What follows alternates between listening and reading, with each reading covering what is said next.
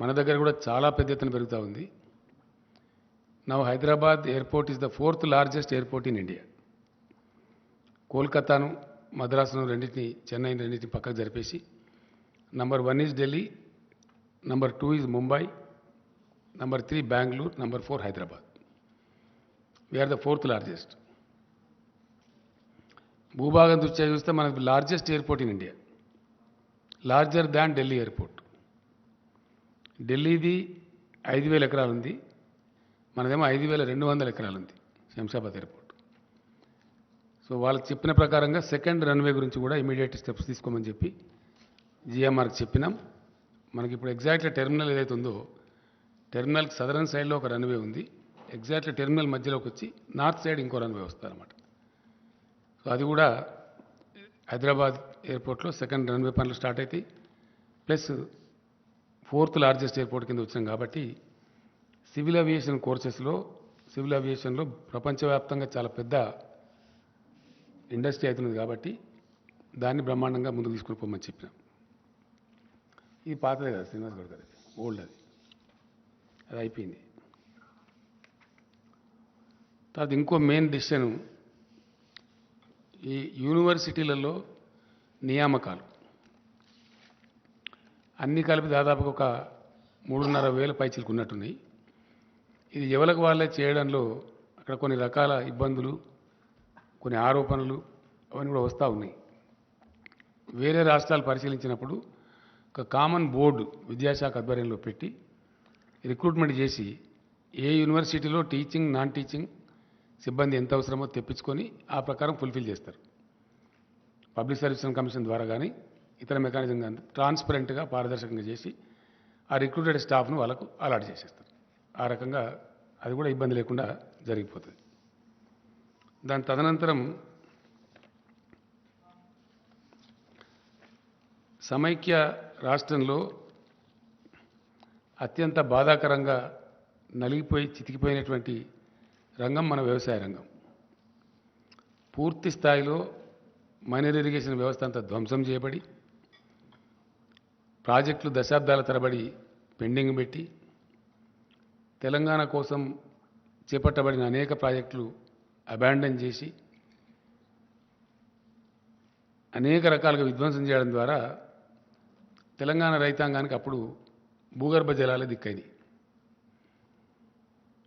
కరువులు, కాటకాలు, అనేక ఇతరత్ర దీనివల్ల తెలంగాణ గ్రామీణ ముఖ చిత్రం మొత్తం చెల్లాచెదురైపోయి రైతుల ఆత్మహత్యలు కూడా చాలా భయంకరంగా జరిగినాయి. ఆకలి చావులు కూడా చాలా జరిగినాయి.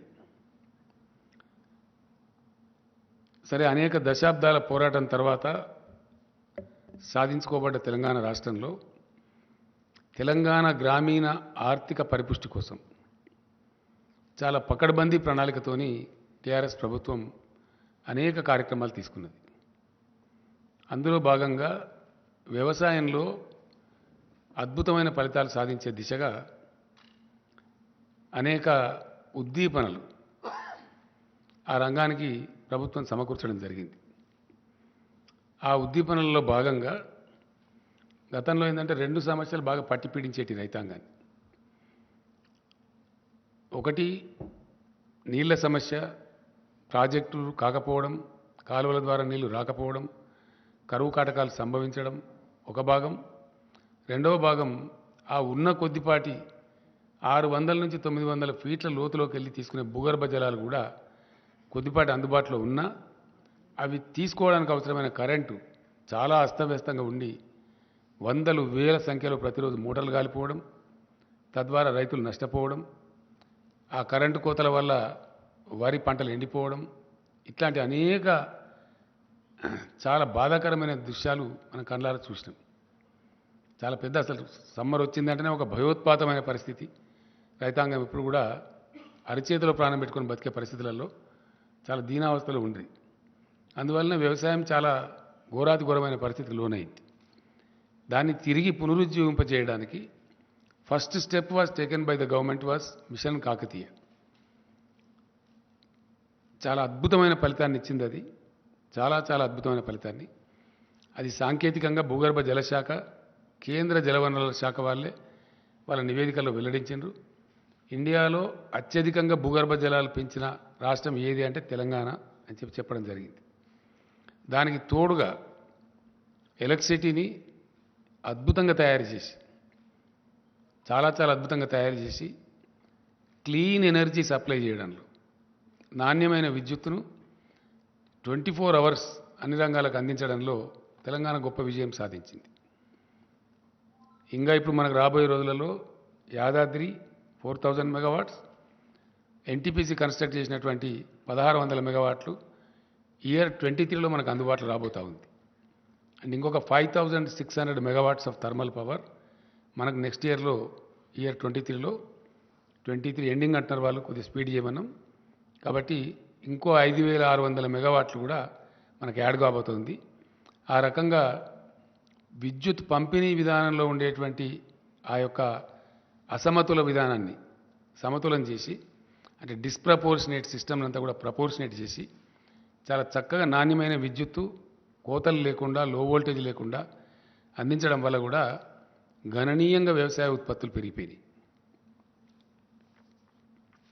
చాలా పెద్ద ఎత్తున రైతు ఆ షీట్ ఏదది అది విలేకరులకు ఏంటి కదా,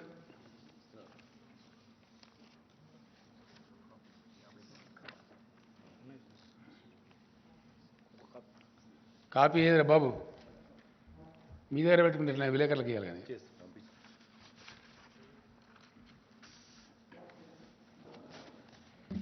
మన కోసం కాదు కదా, వాళ్ళ కన్సంప్షన్ కోసం పెట్టేసి మీరు. సో అట్లా జరిగింది.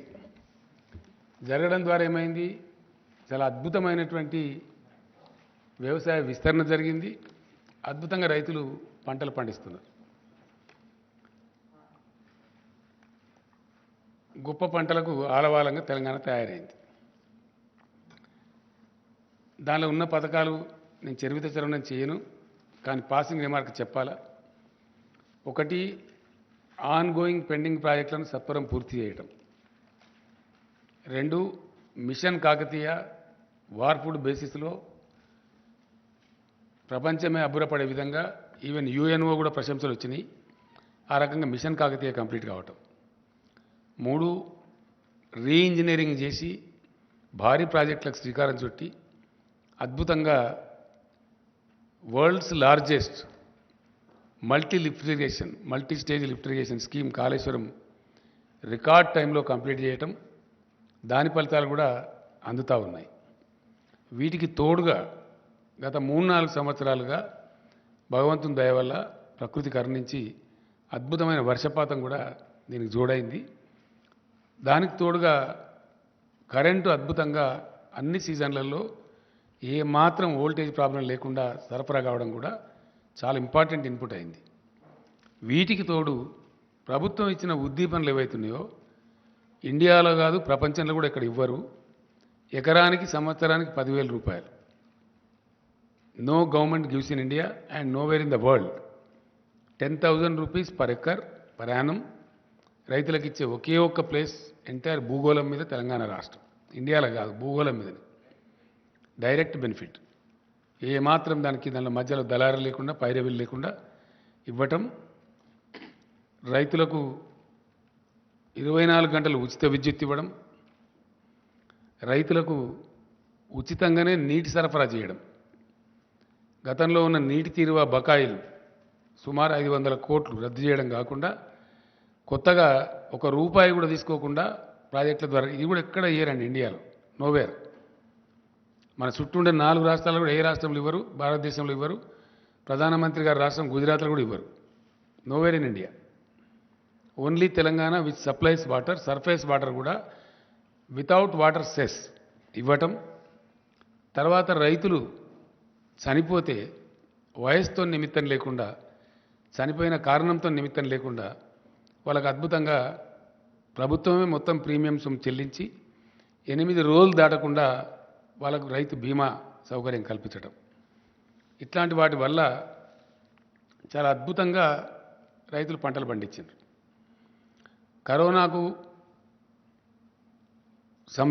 సందర్భంలో చెలరేగినటువంటి ఆ మరణాలు, భయోత్పాతం, ఒకటే చోటకు రైతులంతా వచ్చి మార్కెట్లలో రోజుల తరబడి గంటల తరబడి ఉంటే వ్యాధి ప్రబలుతున్న ఉద్దేశంతో never before in the Indian history, ఇప్పుడు కూడా లేదు, ఎప్పుడూ లేదు, నెవర్ అండ్ ఎవర్ 7,000 పైచిలకు కొనుగోలు కేంద్రాలు ఏ గ్రామానికి ఆ గ్రామంలో పెట్టి nowhere in India this is Telangana సైజుతో కంపేర్ చేస్తే చాలా ఎక్కువ.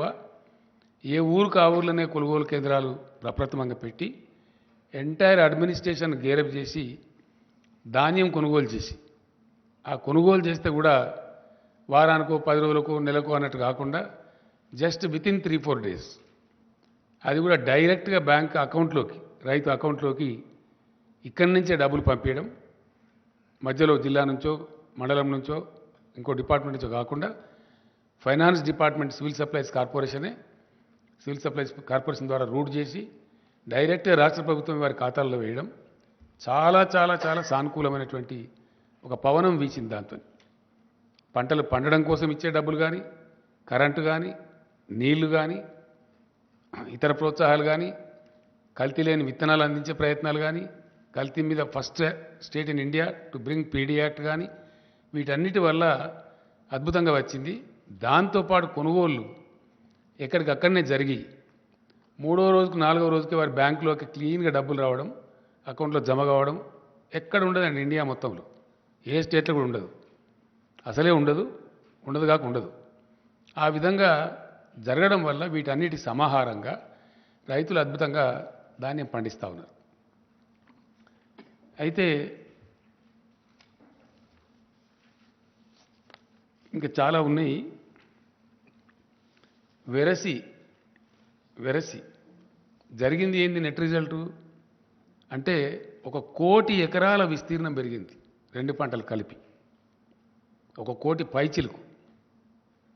2014-15 to 2022 more than 1 crore acres. ఈ మల్టిపుల్ యాంగిల్స్లో ఈ పనులన్నీ జరిగేటప్పటికీ ఆలోచించిన పద్ధతిలో, ఆశించిన పద్ధతిలో అవన్నీ కరెక్ట్గా సింక్రనైజ్ కావటం మూలాన 1 కోటి ఎకరాలలో విస్తీర్ణం పెరిగింది. పెరిగి పంటలు చాలా బ్రహ్మాండంగా పండుతున్నాయి. అయితే పూర్తి స్థాయిలో రైతు వ్యతిరేకంగా పనిచేస్తున్నటువంటి ప్రభుత్వం కేంద్రంలో ఉండటం భారత రైతాంగం యొక్క దురదృష్టం పూర్తి స్థాయిలో. ఎందుకంటే 13 నెలల పాటు లక్షలాది మంది రైతులు దేశ రాజధానిలో ధర్నా కూర్చున్న పరిస్థితి మనం చూసినాం. చివరికి ఆ చట్టాలు రద్దు చేసుకొని భారత ప్రధానమంత్రే క్షమాపణ వేడుకున్నటువంటి పరిస్థితి కూడా మనం చూసినాం. అంటే ఎంత దిక్కుమాలిన, ఎంత దరిద్రం కొట్టు ప్రభుత్వం కేంద్రంలో ఉన్నదనే దానికి ఇది ఒక సంకేతం. అది యథాతథంగా మీ అందరూ ప్రత్యక్ష సాక్షులు. దానిలో ఏం డంబాచారం కానీ, మిర్చి మసాలా వేసి నూరిన మాట కానీ ఏం లేదు. అది ఫ్యాక్ట్, హిస్టరీ. ఏది 13 నెలల పాటు నిరంతరంగా రైతులు ఉద్యమించటం దేశ రాజధానిలో, వాళ్ళని అనేక రకాలుగా తూలనాడి వాళ్ళని ఖాళిస్తాన్ ఉగ్రవాదులని, ఇంకోటని ఆందోళన జీవులని అవమానపరిచి ఇన్సల్ట్ చేసి ఫైనల్గా ప్రధానమంత్రి క్షమాపణ చెప్పి ఆ చట్టాలు వాపసు తీసుకున్న పరిస్థితులు మనం చూసినాం. అట్లానే ఈరోజు వ్యవసాయ రంగాన్ని మొత్తం కార్పొరేట్లకు అప్పగించాలని ఒక బలమైన కుట్ర కేంద్రం చేస్తూ ఉంది. అంటే రైతులు వాళ్ళ భూములన్నీ కార్పొరేట్ కంపెనీలకు అప్పగించాలి, దానిలోనే జీతకాలుగా పనిచేయాలి. ఇది అల్టిమేట్ కుట్ర. దాన్ని దృష్టిలో పెట్టుకొని వ్యవసాయ రంగాన్ని కుదేలు చేయాలని చెప్పి అనేక దుర్మార్గాలు చేస్తూ ఉన్నారు. మేము డిమాండ్ చేసినాం, గ్రామీణ ఉపాధి హామీ పథకాన్ని వ్యవసాయానికి అనుసంధానం చేయండి అంటే చెయ్యరు. ఆ కూలీలంతా వస్తారు, చౌకగా వస్తారు, రైతులకు లాభసాటిగా ఉంటుంది, ఏ ఊరికి ఆ ఊరిలో పని దొరుకుతుంది, ప్రతి ఊరిలో వ్యవసాయం ఉంటుంది కాబట్టి అంటే అది చెయ్యరు. 2 ఆ మేనిఫెస్టోలో పెడతారు కానీ అమలు చేయరు. వాళ్ళ ఎన్నికల హామీలో పెట్టినరు కానీ అమలు చేయరు. 2 ఎరువుల మీద ధరలు పెంచినారు. అలొకేషన్ మొన్న జరిగిన బడ్జెట్లో, లాస్ట్ టైం కూడా బడ్జెట్ సందర్భంగా నేను చెప్పిన, ఎరువుల మీద విపరీతంగా ధరలు పెంచినారు. 2 భూగర్భ జలాల మీద ఆధారపడి వ్యవసాయం చేసే రైతులకు వాళ్ళ బావుల కాడ మీటర్లు పెట్టాలి అనే దిక్కుమాలిన పనికిమాలిన విద్యుత్ సంస్కరణలు తెచ్చారు. దానికి ఇన్సెంటివ్స్ పెట్టి 0.5% ఎఫ్ఆర్బిఎం లోన్ కూడా దానికి అనుసంధానం చేసి రాష్ట్రాలను నష్టానికి గురి చేస్తూ ఉన్నారు. అంటే వ్యవసాయ రంగాన్ని బలహీనపరచాలి, కుదేలు చేయాలి, డిస్కరేజ్ చేయాలి అనేటువంటి అంతర్గత కుట్రలో ఇవన్నీ భాగాలు. అట్లానే మార్కెట్లన్నీ లేకుండా చేస్తాం అని చట్టాలు తెచ్చిండ్రు. సరే ఇప్పుడు తూక ముడిచిండ్రు. ఆ తర్వాత ఆ రోజు రైతులకు హామీ ఇచ్చిండ్రు, మేము ఎంఎస్పీ కోసం అది చేస్తాం, మరొకటి చేస్తాం, ఇంకొకటి చేస్తాం అని చెప్పి ఈరోజు వరకు అతి గతి లేదు. నిన్న మొన్న పార్లమెంట్ సెషన్ జరిగితే వాళ్ళకి అవసరమైన చట్టాలు పాస్ చేసుకున్నారు తప్ప ఆ రోజు రైతులకు ఇచ్చిన హామీ నిలబెట్టుకోలేదు. ఇలా దేశ రైతాంగం అంతా కూడా గమనిస్తూ ఉన్నారు. నిన్న నాతో పాటు ఢిల్లీలో ధర్నాలో పాల్గొన్న ఆ రాకేష్ టికాయత్ కూడా ఒక మహాసంగ్రామాన్ని మొదలుపెట్టబోతున్నాం మళ్ళీ భారతదేశంలో అని చెప్పి కూడా చెప్పడం జరిగింది. అది డెఫినెట్గా జరుగుతుంది కూడా. అదే పద్ధతిలో తెలంగాణ పండించినటువంటి ధాన్యం, వరి ధాన్యం విషయంలో చాలా చిక్కిరి బిక్కిరిగా వితండవాదం చేస్తూ పిచ్చి పిచ్చిగా తలా తోకలేని విధంగా కేంద్ర ప్రభుత్వం వ్యవహారం చేసింది. నేను స్వయంగా వెళ్ళినాను, మాట్లాడినాం. రాష్ట్ర మంత్రివర్గం యొక్క 5-6 సభ్యులు వెళ్ళినారు, వాళ్ళు మాట్లాడినారు, లెటర్స్ ఇచ్చినాం, అవన్నీ కూడా చేసినాం. ధాన్యం కొనమంటే దాన్ని కాలుకు పెడితే మెడకు పెట్టి కాలుకు పెట్టడమే కాకుండా అతను చాలా అవమానపరిచి రైతులను మాట్లాడినాడు, రాష్ట్రాన్ని మాట్లాడినాడు. 2 విషయాలు ఏంటంటే ఎంత చీప్గా, ఎంత తెలివి తక్కువగా ఆ మంత్రికి అసలు మెదడు, జ్ఞానం, బుద్ధి ఏమైనా ఉందా లేదా కూడా అర్థం కాదు. అతను నూకలు తినడం అలవాటు చేయండి మీ రాష్ట్రానికి. మంచి ఫైన్ రైస్ పండించి అద్భుతమైన పంటను దేశానికి అన్నం పెట్టే రైతాంగానికి వాళ్ళు వడ్లు పండించి మంచి బియ్యమే దేశానికి అన్నట్టు వాళ్ళు నూకలు తినన్నట్టు. ఎంత గర్వం అండి, ఎంత అహంకారం. దేశానికి అద్భుతమైన పంట పండించి అన్నం అందించేటువంటి తెలంగాణ ప్రజలను మీరు నూకలు తినండి, నూకలు తినడం అలవాటు చేయండి అని చెప్పడం. ఇంకోటి, నేను పోయినప్పుడు ఆయన అన్నాడు, క్యా చమత్కార్ కర్ దియా భాయ్ తెలంగాణ, క్యా చమత్కార్ హోగయా అని ఒకటి. రెండవది ఇంకోటి, అతి తెలివి తక్కువగా, అంటే వాళ్ళకి తెలివి తక్కువ ఉండి ఇతరులకు కూడా తెలివి తక్కువ ఉన్నది అనుకుంటారు అన్నట్టు. అది చరిత్ర ఇడ. ఎస్, డెఫినెట్లీ ప్రాబ్లమ్ ఈజ్ వాళ్ళకున్న వీక్నెస్, వాళ్ళకున్న తెలివి తక్కువతనం, వాళ్ళ సోమరిపోతనం, వాళ్ళ పరిపాలన సామర్థ్యం లేని అవివేకము అందరికీ కూడా ఉన్నాయని అనుకుంటారు అన్నట్టు. వాళ్ళకి ఆ స్థాయి లేదు. ఇప్పుడు తెలంగాణకు ఉన్న స్థాయి కేంద్రానికి లేదు. లేక పర్ఫార్మ్ చేయలేక, చేతగాక, పరిపాలన చేతగాక వాళ్ళు సాధించలేని గమ్యాలు, లక్ష్యాలు తెలంగాణ సాధిస్తే దాన్ని జీర్ణించుకోలేక క్యా చమత్కార్ హోగా. ఇప్పుడు మీకు ఇచ్చిన షీట్లో ఉన్నది చమత్కారం ఏందో, మీకు ఇచ్చిన షీట్లో క్లియర్గా ఉంది. వీళ్ళు ఎంత అంటే 36 లక్షలు తెలంగాణలో వరి సాగు అయితే యాసంగిలో ఒక్క పంటలో మొత్తం దేశంలో సాగైంది ఎంత? ఏ రాష్ట్రంలో సాగైంది ఎంత? మన దానిలో సగం కూడా ఏ రాష్ట్రంలో సాగాలి. అట్లీస్ట్ మన దానిలో 50% కూడా ఏ రాష్ట్రంలో సాధ్యం కాలే. That is what is the Chamatkar of Telangana. ఇది అర్థం కాక, తెలివి లేక చెప్పచ్చు కదా, మాకు శాత కాదు, మేము దద్దమ్మలం, ఏదో గెలిచిన మతం పేరు మీద, మన పేరు మీద గెలిచే అధికారం చేస్తున్నాం కానీ మాకు శాత కాదని చెప్పచ్చు కదా. అది చెప్పకుండా వాళ్ళ యొక్క అసమర్థతను ఇతరుల మీద నెట్టివేసే విధంగా క్యా చమత్కార్ హోగయా అని ఒకటి మాట్లాడతారు. ఏ రాష్ట్రానికి లేని ప్రశ్న తెలంగాణకు ఎందుకు వస్తున్న సమస్య? ఎందుకు రాదు? ఎందుకే వస్తుంది. ఏ రాష్ట్రం అయినంత పంట మేము వేసినాం, తీసుకోమంటే నీకు శాతగాక ప్రతిసారి మెలిక పెట్టి, తెలివి తక్కువ మెలికలు పెట్టి, ఫుడ్ సెక్యూరిటీ యాక్ట్ కింద ఉన్న బాధ్యతను విస్మరించి, yes, government of Telangana is avoiding. మేము ఎగుమతి చేయలేమని గత 3-4 సంవత్సరాలు అనేక వేల టన్నుల బాయిల్డ్ రైస్ ఎగుమతి చేసి, ఎగుమతి చేయలేదని అబద్ధాలు చెప్పి అనేక రకాలుగా చేసిండ్రు. ఇలా ఏంది తేడా? దాని ఉన్నది ఏంది? బ్రహ్మ పదార్థం. దానిలో పేద బ్రహ్మ పదార్థం ఏమైనా ఉందా? ఏమున్నది దానిలో? నూకల శాతం ఎక్కువ అవుతుంది. యాసంగి వడ్లల్లో నూకల శాతం ఎక్కువ అవుతుంది. టెంపరేచర్స్ పెరుగుతాయి కాబట్టి, టెంపరేచర్ టైంలో పంట వస్తుంది కాబట్టి పెరుగుతుంది.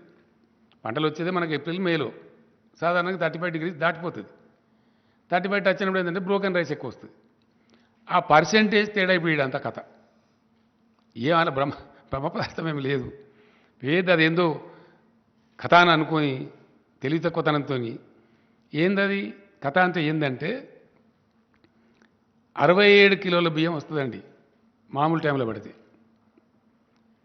దానిలో సగం ఇప్పుడు వస్తుంది 100 కిలోల వడ్లు పట్టినట్టయితే అదే వర్షాకాలంలో వడ్లకేమో 67 కిలోల బియ్యం వస్తుంది యాసంగి ధాన్యానికి ఏమొస్తుంది 35 34 35 కిలోలు వస్తుంది ఆ రాణి శాతం ఏదైతే ఉందో అది తేడా వస్తుంది ఆ డబ్బు కేంద్రం భరించాలా వాస్తవానికి ఎందుకు భరించాలా దేనికోసం భరించాలా అంటే భారతదేశం యొక్క ఆహార భద్రత రాజ్యాంగవిహితంగా రాజ్యాంగబద్ధంగా కేంద్ర ప్రభుత్వానికి అప్పచెప్పబడ్డది కాబట్టి ఆ ఆహార భద్రత కాపాడేటప్పుడు ఆహార నిల్వలు పెట్టాలి దేశంలో చాలా సింపుల్ విషయం ఇది దీనిలో ఏదో పెద్ద బ్రహ్మపదార్థం లేదు ఆ బాధ్యత ఉంది కాబట్టే దానిలో నుంచి ఉద్భవించిందే ఫుడ్ కార్పొరేషన్ ఆఫ్ ఇండియా ఆ ఫుడ్ కార్పొరేషన్ ఆఫ్ ఇండియా దగ్గర లక్షల కోట్ల టన్నులు స్టోర్ చేసి ఉంచేటువంటి సామర్థ్యం ఉంటుంది శక్తి ఉంటుంది ఇతర ఏ రాష్ట్రానికి కూడా ఆ స్టోర్ చేసే శక్తి సామర్థ్యాలు ఉండవు టెంపరీ ట్రాన్సిట్ స్టోరేజ్ సామర్థ్యం ఉంటుంది తప్ప శాశ్వతంగా ఉండదు కాబట్టి ఫుడ్ కార్పొరేషన్ ఆఫ్ ఇండియా ఈ పంటలు తీసుకొని దాన్ని మళ్ళీ వితరణ చేసే సందర్భంలో కొద్దిపాటి లాస్ వస్తే వస్తుంది ఒక 5,000 కోట్లు 10,000 కోట్లు వస్తుంది దాన్ని భరించాలి కొన్ని సందర్భాల్లో ప్రపంచంలో కరువు వచ్చినప్పుడు ఎక్స్పోర్ట్ చేస్తే లాభం కూడా వస్తుంది కొన్నిసార్లు లాభం వస్తుంది కొన్నిసార్లు నష్టం వస్తుంది అది మేము భరించలేము అని చెప్పలేక భరించరు ఎందుకంటే దానిలో సీక్రెట్ ఉంది సీక్రెట్ ఏంది తెలివి తక్కువ ప్రభుత్వం కేంద్రంలోది ఇప్పుడు ఎంత తెలివి తక్కువ ఎంత దుర్మార్గమైన ఎంత హీనమైన నీచమైన ప్రచారాలు చేస్తారండి ట్యాక్సేషన్లో 2 భాగాలు ఉంటాయి కేంద్ర పన్నులు రాష్ట్ర పన్నులు డెఫినెట్గా కేంద్రం ఈ పన్నులు వసూలు చేయాలా రాష్ట్రాలకు ఈ పన్నులు వసూలు చేసుకోవాలని ఉంటుంది దానిలో ఇప్పుడు పెట్రోల్ డీజిల్ మీద రాష్ట్రానికి కూడా కొంత ఉంటుంది వ్యాట్ వేసుకునే అవకాశం ఉంటుంది మేము వచ్చిన కాడ నుంచి గవర్నమెంట్ మేము పెంచలే నా దించలే ఆ వ్యాట్ ఉన్నంతనే ఉన్నది 2015లో ఒకసారి అది జీరోలలో ఏదో ఉంటే దాన్ని రౌండ్ ఫిగర్ చేసినాం జస్ట్ జీరోలలో ఉండేది అంటే 60 పైసలు 30 పైసలు ఉంటే దాన్ని ₹1 చేసినాం రౌండ్ ఫిగర్ చేస్తే కలెక్షన్ ఈజీ ఉంటుంది ఇచ్చే వాళ్ళకైనా తీసుకునే వాళ్ళకైనా అంతకుమించి తెలంగాణ వచ్చిన కానీ తెలంగాణ చరిత్రలో పెట్రోల్ మీద డీజిల్ మీద మేము పైసా పెంచలే యాజ్ ఇట్ ఈజ్ ఉన్నాయి రేట్లు స్టేట్ ట్యాక్స్ కానీ సెంటరు రోజుకు రూపాయి రోజుకు బారాన రోజుకు ₹1 పెంచి దానికి ఏం ప్రచారం చేస్తారండి స్టేట్ ట్యాక్స్ తగ్గించానట మరి నువ్వెందుకు పెంచాలా నువ్వు దేనికోసం పెంచుతున్నావు నాకు అర్థం కాదు స్టేట్ ట్యాక్స్ తగ్గించాలని నువ్వు చెప్తున్నావు నువ్వు పెంచాలా మేము తగ్గించానా అంటే నీ జేబు నిండాలి మా జేబు ఖాళీ కావాలి దీని అనుకున్న ఫిలాసఫీ ఏంటండి భారతీయ జనతా పార్టీ ఆర్ఎస్ఎస్ వాళ్ళ యొక్క ఫిలాసఫీ ఏంటంటే బలమైన కేంద్రం బలహీనమైన రాష్ట్రాలు వీళ్ళు ఆర్థికంగా దివాలా తీయాలి రాష్ట్రాలు చిప్పబట్టుకొని నిలబడాలి లైన్లో వాళ్ళ చెప్పు చేతలలో ఉండాలి అంటే ఇది ఫెడరల్ సమాఖ్యకు పూర్తి విరుద్ధమైనటువంటి టోటల్ అగెనిస్ట్ ఉండేటువంటి ఒక దిక్కుమాలిన సిద్ధాంతం ప్రజాస్వామ్యం యొక్క పరిణతి మెచ్యూరిటీ ఆఫ్ డెమోక్రసీ ప్రజాస్వామ్య పరిణతి పెరిగిన దేశాలలో సెంటర్ నుంచి పవర్స్ డెవల్యూట్ అవుతాయి రాష్ట్రాల నుంచి లోకల్ బాడీస్కు ట్రాన్స్ఫర్ అవుతాయి అది టైర్ విధానం అధికారాలను రాష్ట్రాలకు ఇవ్వాల్సింది పోయి కాంకరెంట్ లిస్టు పేరు మీద మొత్తం రాష్ట్రాల అధికారాలు కబలిస్తూ బలమైన కేంద్రం బలహీనమైన రాష్ట్రాలు అనే ఒక సిగ్గుమాలిన సిద్ధాంతం పట్టుకొని పనికిమాలిన యాంటీ ఫెడరల్ సిద్ధాంతం చుట్టూ వేలాడుతూ కొనసాగించే దుష్ప్రచారం ఏంది స్టేట్ ట్యాక్స్ తగ్గించమనండి పెట్రోల్ రేట్లు తగ్గుతాయి మరి నువ్వెందుకు ఇస్తున్నావు ఒకవేళ భారత ప్రభుత్వం యొక్క నీతి సామాన్య ప్రజలకు తక్కువ ధరలకే పెట్రోల్ డీజిల్ అందించాలని అయితే పెంచద్దు కదా నువ్వు పెంచి రాష్ట్రాన్ని తగ్గించమని ఎట్లా అంటావు నీకు ఏ నోరుతానంటావు నీ నోరా మోరా వాట్ ఇట్ ఈస్ నువ్వు పెంచకుండా ఉండి నువ్వు తగ్గించమంటే నువ్వు గొప్ప నువ్వు అవుతావు నేను పెంచుతా నువ్వు తగ్గియాల ఇది నీతా ఇటువంటి సిద్ధాంతంతో ఫుడ్ సెక్యూరిటీ బాధ్యత మీ మీద ఉండంగా కూడా దాని నుంచి తప్పించుకుంటూ దాని నుంచి పారిపోతూ వెన్ను చూపుతూ చేసే అరాకిరి ఏందండి, కిరికిరి ఏంది? ఏమవుతుంది ఇప్పుడు? ఏదైతే 30% నూకలు వస్తాయో 32%, 67 అయితే సగం వస్తాయి కదా, దాని మీద వచ్చే నష్టం భరించాలి ఆ గ్యాప్. దానికి ఇంత గగ్గోలు పెట్టి గందరగోళం ఎత్తి కేంద్ర మంత్రులు ఎల్లయ్య మల్లయ్య వాడేవాడో చెప్ప వీడేవాడో రాను, ఇదా? ఇది ఒక గింత పెద్ద దేశాన్ని పరిపాలించే ప్రభుత్వం యొక్క నీతి? భారత రైతుల ఏడలు అవలంబించాల్సిన పద్ధతి ఇది. దీనికోసం మోరిల్లాగా నోర్లు పెట్టుకొని పచ్చి అబద్ధాలు మాట్లాడుతున్నామని తెలిసి ఆత్మవంచన చేసుకొని ఇన్ని అరుపులు పెడబొబ్బలు ఇన్ని కథల? ఎస్, యాజ్ ఎ స్టేట్ నీ బాధ్యతను గుర్తు చేయడం మా కర్తవ్యం. It is the duty of the government of India to maintain the buffer stocks in the interest of the food security of the country, which you are forgetting, which you are escaping, which you are running away. అది గుర్తు చేయడానికి as a స్టేట్గా మేము గడబడి చేస్తాం కదా, demand చేస్తాం కదా, అడిగినాం. Final నిన్న ఢిల్లీలో పోయి కూడా ఎక్స్పోజ్ చేసినాం. భారత ప్రజల ముందు ఈ ప్రస్తుత భారత ప్రభుత్వాన్ని దోషిగా నిలబెట్టాలి. ఎస్, కాబట్టి ఆ ప్రయత్నం కోసం ఢిల్లీ పోయి కూడా నిన్న సఫిషియెంట్గా ఎక్స్పోజ్ చేసినాం 100%.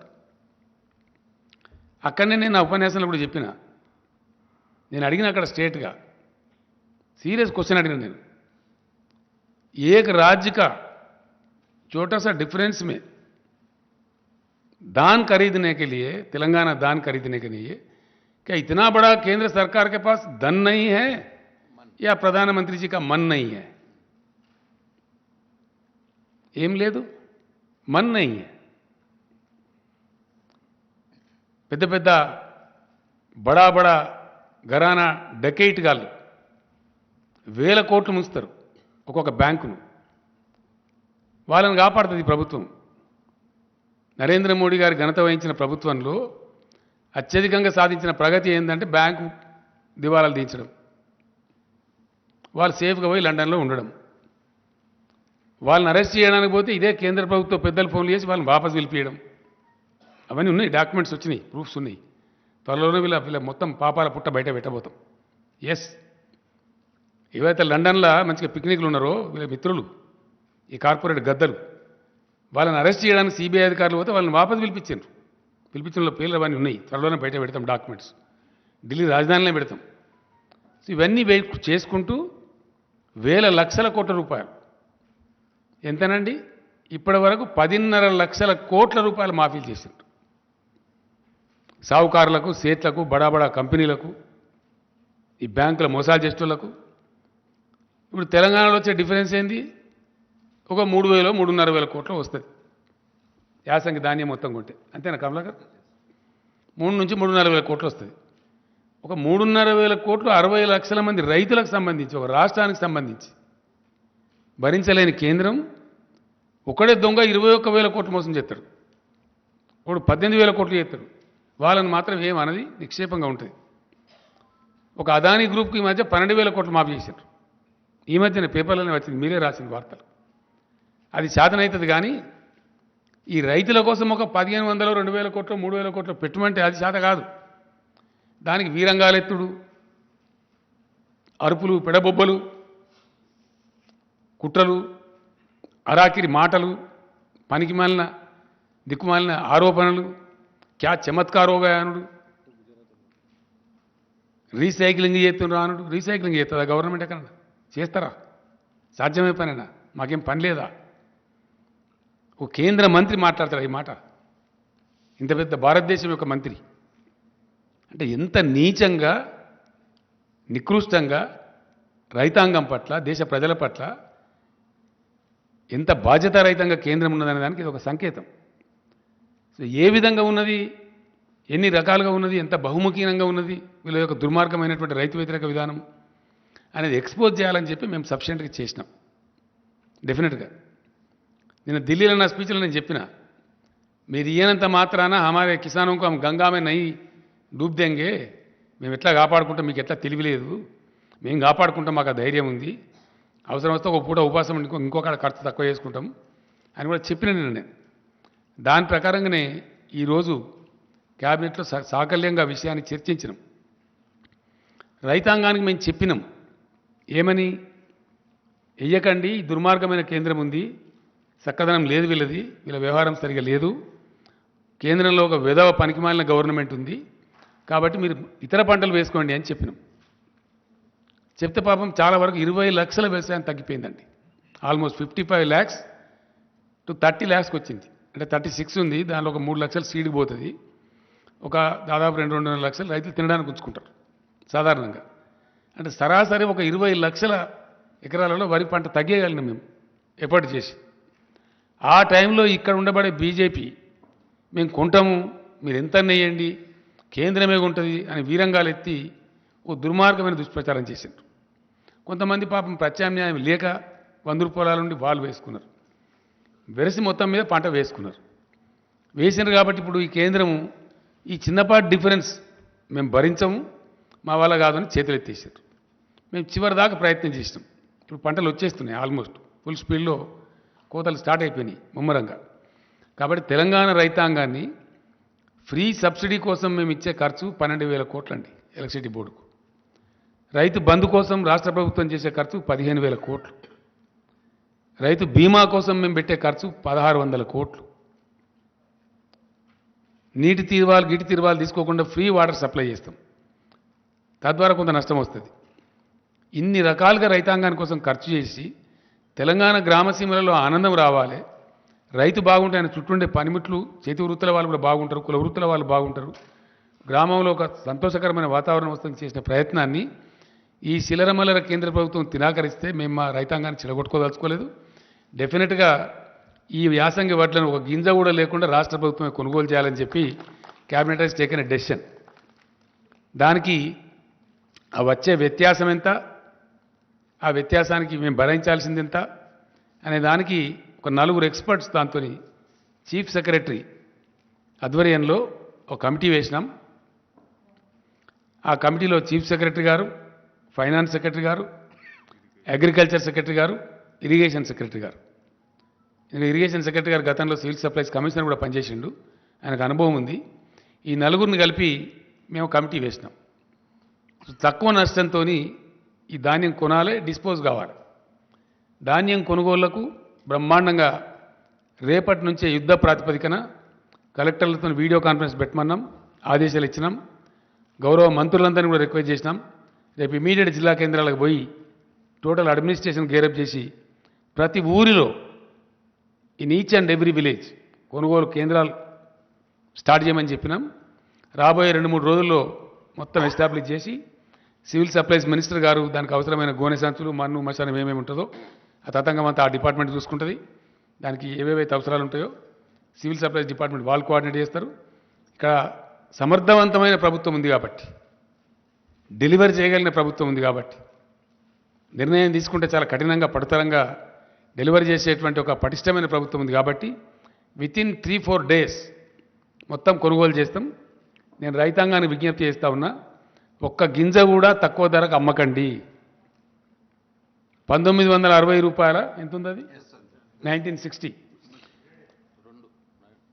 1960 అయితే ఎంఎస్పి ఉందో టంచన్గా 1960 రూపాయలు మీకు చెల్లిస్తాము.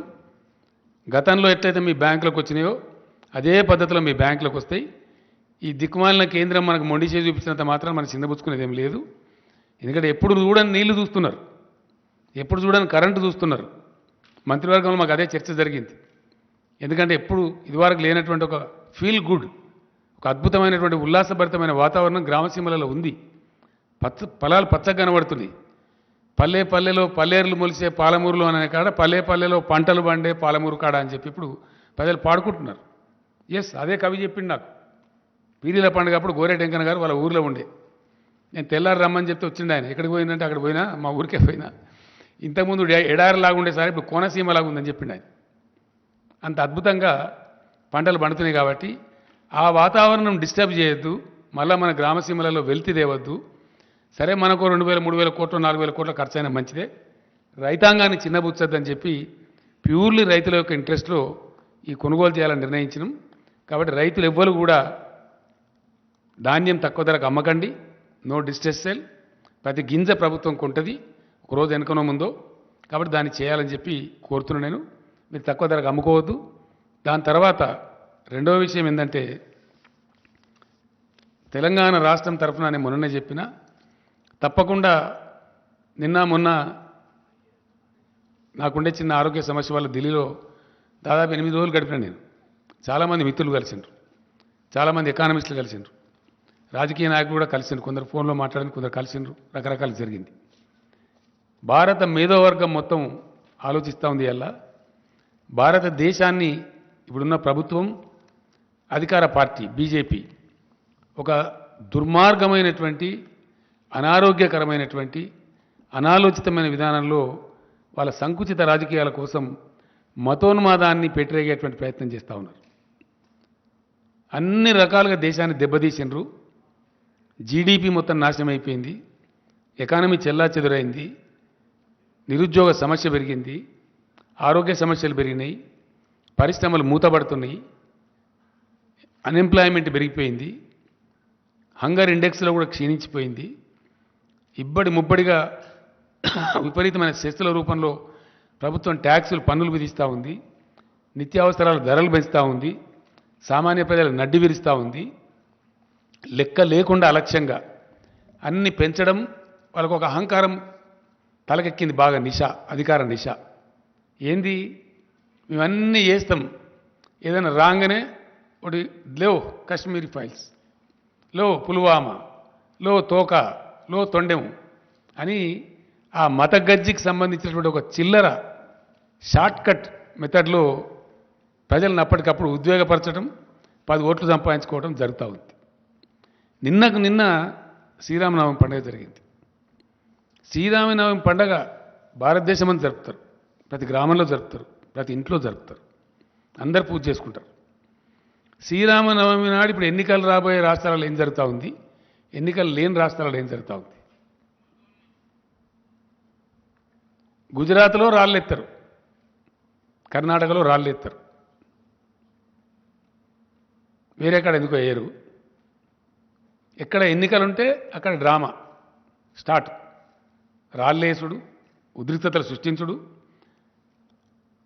ఆ ఉద్వేగంలో నుంచి వచ్చేదాన్ని పొలిటికల్ క్యాపిటలైజ్ చేసుడు అనేటువంటి ఒక చిన్న ట్రిక్ పెట్టుకొని, దీని ముందర ఏదున్నా సరే సమయానికి అన్ని చెల్లాచెదురైతే అనేటువంటి ఒక దిక్కుమాలిన ఆలోచనతో మొత్తం దేశాన్ని సర్వభ్రష్టం చేసే పరిస్థితి పోతూ ఉన్నారు. చాలా బాధాకరం అండి, చాలా అంటే చాలా. అద్భుతమైనటువంటి నగరం మన బెంగళూరు నగరం. అనేక ప్రభుత్వాల యొక్క కృషి ఫలితంగా అది సిలికాన్ వ్యాలీ ఆఫ్ ఇండియా అయింది. 30 లక్షల మందికి డైరెక్ట్గా ప్రత్యక్షంగా ఐటీ ఉద్యోగాలు దొరుకుతాయి. మరో 30 లక్షల మందికి ఆల్మోస్ట్ ఇండైరెక్ట్ ఉద్యోగాలు దొరుకుతాయి. అంత అద్భుతమైనటువంటి రాష్ట్రంలో చాలా అయిందా time, just 2 minutes, 5 to 7, yeah. ఆ రకంగా ఉన్నటువంటి రాష్ట్రంలో 6 రకాల నిషేధాలు ప్రభుత్వం ఉత్తర్వులు ఇస్తాయండి. హిజాబు నిషేధము, హలాల్ మాంసం నిషేధము, ముస్లింలు నడిపే వాహనాలు ఎక్కద్దు, ముస్లింల షాపులలో ఖరీదు చేయొద్దు, ఇంకేదో దిక్కుమాలింది అని పనికిమాలి. దీని బ్యాక్లాష్ ఏముంటుందండి? మొన్న కువైట్ దేశంలో 11 మంది పార్లమెంట్ సభ్యులు ఆ ప్రభుత్వానికి రాసిండ్రు, కిక్అవుట్. అక్కడ ఆ దేశంలో వ్యవహారం బాగాలేదు, వాళ్ళు మన దగ్గర ఉంటే కూడా దుర్మార్గంగా ఉంటుంది, వీళ్ళని ఎలగొట్టండి అని చెప్పి మాట్లాడుతున్నారు. అట్లా దాదాపు దేశం నుంచి 13 కోట్ల మంది ప్రజలు వివిధ దేశాల్లో బ్రతుకుతున్నారు. అనేక ఉద్యోగాలు, చిన్న చిన్న వ్యాపారాలు ఏదో చేసుకొని బ్రతుకుతున్నారు. ఒకవేళ ప్రపంచం వాళ్ళందరినీ తరిమేస్తే ఈ భారతీయ జనతా పార్టీ వాళ్ళని పోషిస్తుందా? వాళ్ళకి ఇండియాలో ఉద్యోగాలు ఇస్తారా? ఏం జరగబోతుంది? ఉన్న పరిశ్రమలు మూతపడితే ఇలా పరిశ్రమలో పనిచేసే కార్మికుల గత్యం కావాలా? ఉన్న ఐటీ పరిశ్రమ బిస్తర్ కడితే ఐటీ ఉద్యోగుల గత్యం కావాలా? పెట్టుబడిదారులు విముఖత చూపితే, పెట్టుబడుల వెలువ రాకపోతే, కొత్త ఉద్యోగాల కల్పన జరగకపోతే ఈ నిరుద్యోగ యువత యొక్క ఆశలను ఎటుపోవాలా? దేశం చిన్నాభిన్నమైతే మళ్ళీ సంభాళించుకోవడానికి కనీసం 100 సంవత్సరాలు పడుతుందండి.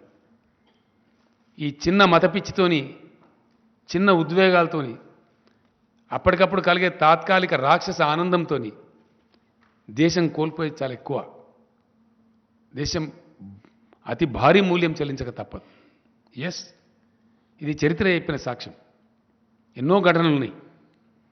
కాబట్టి ఈ ఉన్మాదుల చేతిలో పడి దేశ యువత, దేశ మేధావులు కొట్టుకొని పోతే 100 సంవత్సరాలు భారతదేశం వెనకపోతుంది. 100 సంవత్సరాలు, ఒక century. Country is going to lose a century which is disastrous, which is unwanted, undesirable.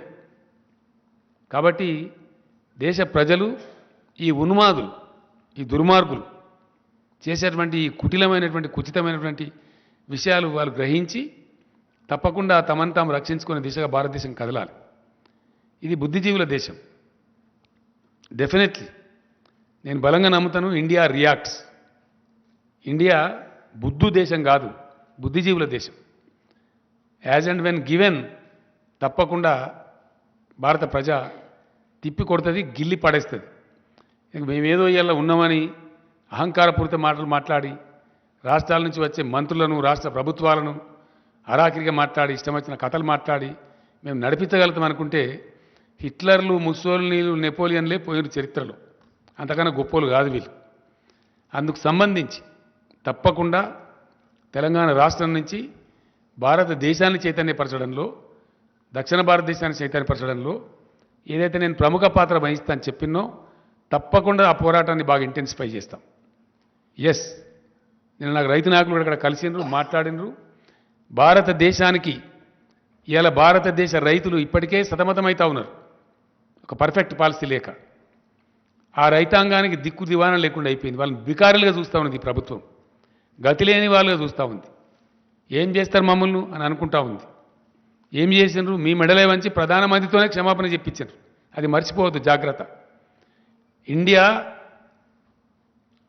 రాజ్యాంగపరమైన రక్షణలు ఇస్తూ, మినిమం సపోర్ట్ ప్రైజ్కు రాజ్యాంగ రక్షణ ఇస్తూ, రైతుకు ఇంటిగ్రేటెడ్ న్యూ అగ్రికల్చర్ పాలసీ రావాలి ఈ భారతదేశంలో. ఒక integrated new agriculture policy of India రావాల్సిన అవసరం ఉంది.